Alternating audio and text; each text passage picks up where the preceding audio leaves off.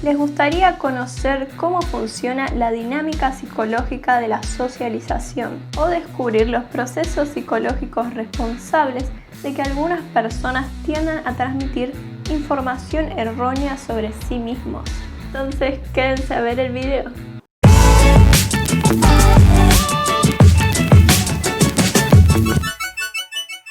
Hola a todos, bienvenidos una vez más a CuriosityCam. Hoy les voy a estar explicando cómo funciona la psicología social desde el enfoque dramatúrgico de Goffman.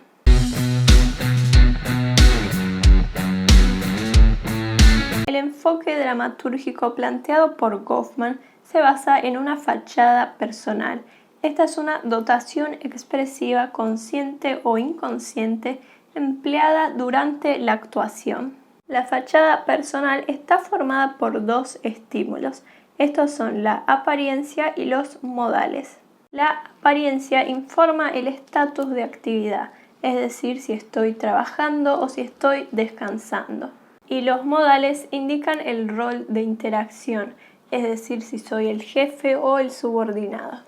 La fachada personal tiene una dotación de signos, que son objetos que enfatizan la fachada, como por ejemplo el estroboscopio en el cuello que utilizan los médicos. Ya la fachada social está formada por dos elementos, que son la fachada personal y el medio. La fachada personal está formada por la apariencia y los modales. Y el medio son los elementos que potencian y dan credibilidad a la fachada personal, que serían como por ejemplo el diván en el consultorio psicológico.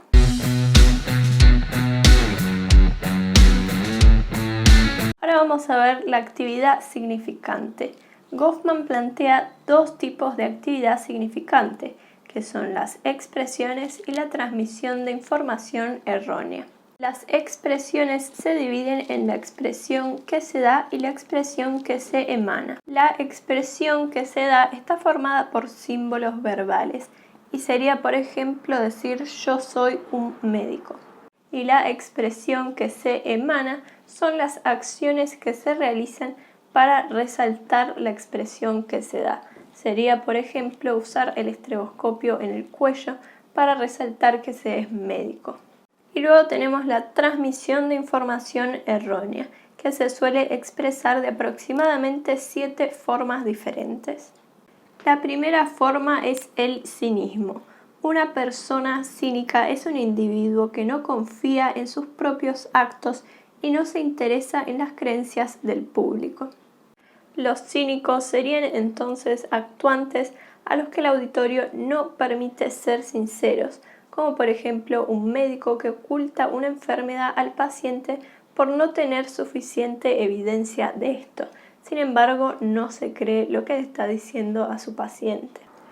Luego tenemos el autoengaño, que se da cuando se solicita al público juzgar de determinada manera a una persona o una situación sin creernos que merece esa valoración. Un buen ejemplo serían los hechiceros médicos, que saben que sus curaciones mágicas tienen algo de fraude, sin embargo confiarían en otros hechiceros médicos para que los curen a ellos. Luego tenemos el consumo secreto, que es el cumplir con algunos principios solo cuando se está siendo observado, como por ejemplo comprar alimentos caros cuando tenemos invitados y consumir alimentos baratos cuando estamos solos.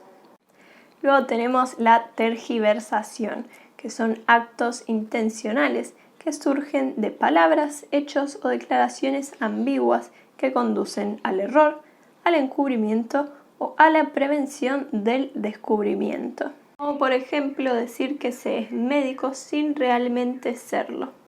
También tenemos a la mistificación, que es la atribución de características divinas únicamente por el distanciamiento. Un buen ejemplo sería atribuir características divinas al padre de la iglesia de la esquina únicamente porque se convirtió en papa y por lo tanto hubo un distanciamiento.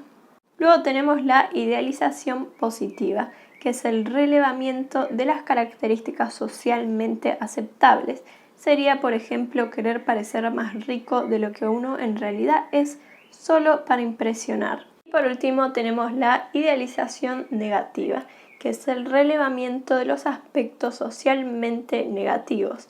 Esta es mucho menos frecuente y se daría, por ejemplo, en alguien que quiere parecer más pobre de lo que en realidad es para obtener algún beneficio.